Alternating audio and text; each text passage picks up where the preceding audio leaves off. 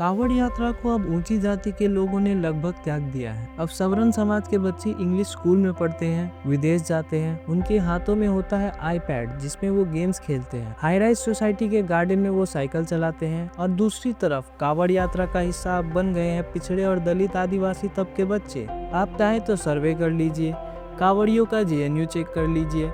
इनमें से कई की माँ दूसरों के घरों में बर्तन मांज रही होती हैं, पिता किसी कंस्ट्रक्शन साइट पे प्राइवेट कंपनी पे छोटी मोटी नौकरी करके घर चला रहे होते हैं और उनका जवान बेटा कंधे पर भगवा गमछा डाले धर्म की रक्षा में निकल पड़ता है। कांवड़ यात्रा एक ऐसा अद्भुत सफर बन चुका है जो मजदूरों से लेकर अपर क्लास तक को जोड़ने का काम करता है। कहने को यहाँ जाति या धर्म का भेद नहीं है, लेकिन मीडिया में इन्हें बदनाम किया जाता है। इन्हें कभी उपद्रवी, कभी आतंकवादी तक कह दिया जाता है। ये बात खुद उत्तर प्रदेश के सीएम योगी आदित्यनाथ ने बोली है। शिव की इस पावन यात्रा को बदनाम करने का कुत्सित प्रयास करके उपद्रवी के भेष में छुपे हुए हैं। लेकिन सवाल ये है, जब सामने हिंसा हो तो क्या उसे भी आस्था कहकर नजरअंदाज कर दिया जाए? मेरठ, मिर्जापुर, हरिद्वार, रोहतक, मुजफ्फरनगर, हर जगह से हिंसा की तस्वीरें सामने आई। कहीं ढाबों में तोड़फोड़ हुई, कहीं पुलिस के सामने गाड़ियां तोड़ी गई, कहीं लोगों को मारा गया, कहीं सिक्योरिटी गार्ड्स को, कहीं तो सीआरपीएफ जवान तक को। मिर्जापुर में एक सीआरपीएफ जवान को पीटने वाले 7 कांवड़ियों को पकड़ा गया,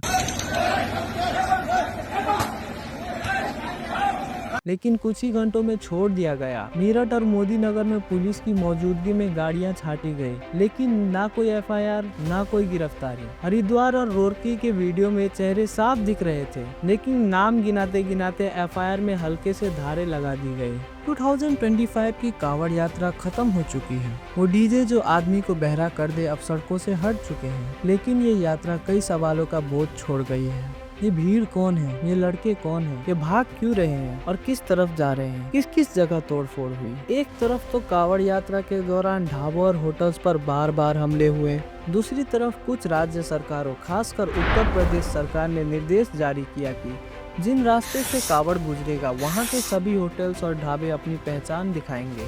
सुप्रीम कोर्ट ने साफ कहा था, किसी भी व्यक्ति को अपनी पहचान बताने के लिए मजबूर नहीं किया जा सकता। अगर कोई रेस्टोरेंट नॉनवेज सर्व करता है और सावन में वेज दे रहा है तो कस्टमर को बताना जरूरी है। यात्रा तो खत्म हो गई, लेकिन दिल्ली की रातों ने चैन से सांस नहीं ली। पिछले कई दिनों तक 2 बजे रात तक डीजे बजते रहे, सड़कों पे ट्रैफिक जाम और अफरा तफरी मची रही। दिल्ली पुलिस के लिए हेल्पलाइन पर 100 कॉल आए, लेकिन न एक भी एफआईआर, न शोर के खिलाफ, न बदतमीजी के। एक सीनियर ऑफिसर ने कहा, भीड़ भावनात्मक रूप से उस्काई जा चुकी है, हम कार्रवाई नहीं कर सकते, सिर्फ विनती। लेकिन ज्यादा लोग विनती भी नहीं मानते। पुलिस के हाथ बंधे हुए हैं। शास्त्री पार्क, केशवापुरम, सीलमपुर, करोल बाग, महारानी बाग, काकाडुमा, विनोद नगर, पीतामपुर, हर जगह लंबी लंबी ट्रैफिक लाइंस की तस्वीरें सामने आई। पुलिस बस खड़ी देख रही थी। जब उनसे कहा गया कि कुछ रास्ता दो तो बदतमीजी पे उतर गए। सड़कों पे डीजे से लैस गाड़ियां जिनका साउंड ऑर्गेन्स तक हिला दे, दिल धड़कने लगता, पूरा बॉडी वाइब्रेट करता था।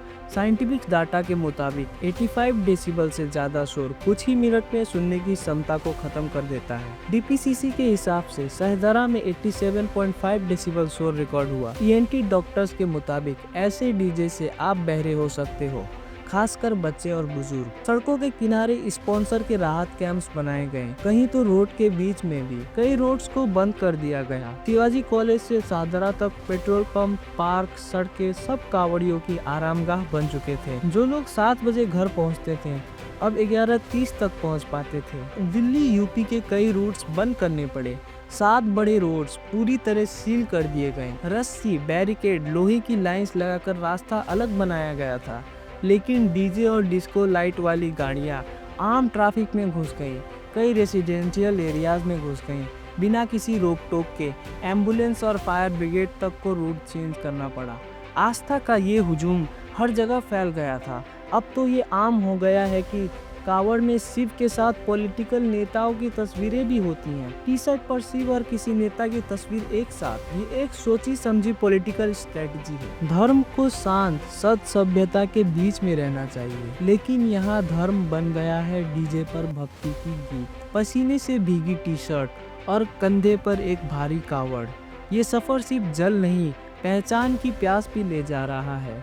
कांवड़ यात्रा अब एक कार्निवलस के इवेंट बन गया है, ऐसा त्योहार जिसमें वो लोग शामिल होते हैं जो आमतौर पर पब्लिक स्पेस से दूर रखे जाते हैं। दलित, पिछड़े, आदिवासी वही तबका जो सामाजिक और आर्थिक तौर पे सबसे नीचे है। चाहे तो सर्वे कर लीजिए, कास्ट पूछिए, जेएनयू चेक कीजिए, सब समझ आ जाएगा।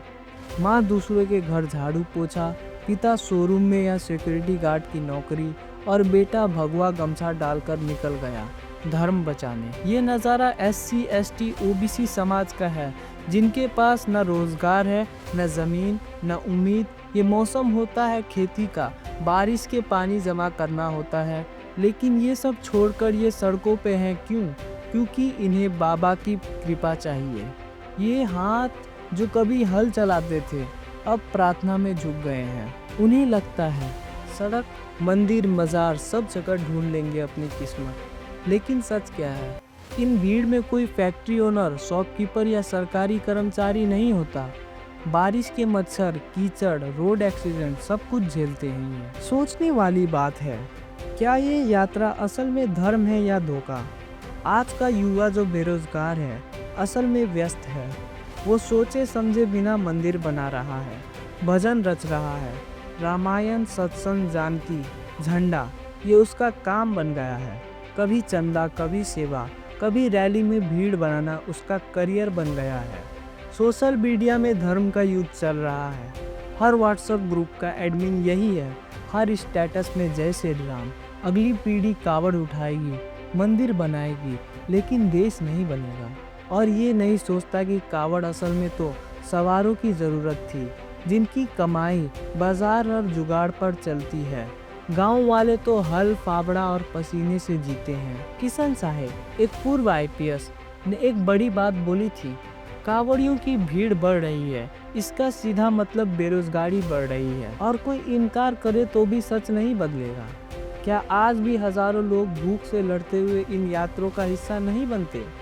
चाहे मेला हो, भंडारा हो या कावड़ हो, जो भीड़ लगती है वही भूख का सच है। बेरोजगार युवा नौकरी की तरफ नहीं, अब मोक्ष की तरफ बढ़ रहा है।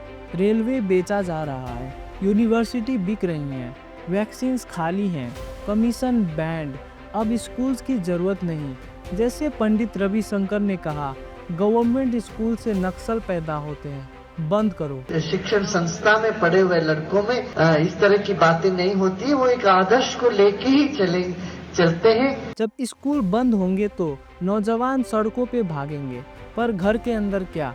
बीमार माँ बाप, स्कूल जाते बच्चे, कर्ज में डूबा परिवार, सब कुछ छोड़कर आप कावड़ ले जा रहे हो। क्यों? क्योंकि जिन्होंने जिम्मेदारी निभाना नहीं पाई, उन्होंने धर्म को ढाल बना लिया। सवाल ये भी है, क्या ये सब परंपरा का हिस्सा है या आपके रिलीजियस सेंटिमेंट्स? सिर्फ भक्त कोई भी हो सकता है, लेकिन ये जिम्मेदारी से भागने का तरीका नहीं। 40 साल पहले क्या ऐसे कावड़ निकलती थी? गणेश उत्सव, मटकी फोड़, करवा चौथ के बाजार, ये सब किसने शुरू किया और क्यों? क्योंकि धर्म के नाम पे भीड़ चाहिए थी, पॉलिटिक्स को वोट्स, बाजार को बायर्स, ऑर्गेनाइजर्स को नौकरी। शुक्रिया।